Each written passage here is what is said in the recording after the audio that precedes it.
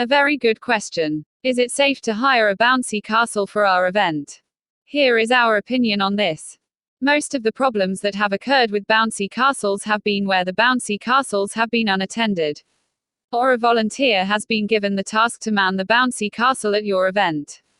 Our opinion is that the only person that should man the bouncy castles is the bouncy castle company. The common factor when hiring anything, people always look for the cheapest quote. And not always the cheapest quote is the safest or the best. If you just hire the bouncy castle itself, you are signing to be responsible for all the health and safety during the event. AdSensei, I would reconsider this. I think you need to make sure the company supplying the bouncy castle is in attendance and has staff on hand. I'm telling you, volunteers will just drift off and do their own thing. I paid bouncy castle company will stay with it during its operation.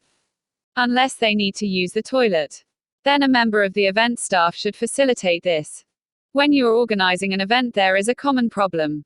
This problem is power. All bouncy castles should be on their own power source.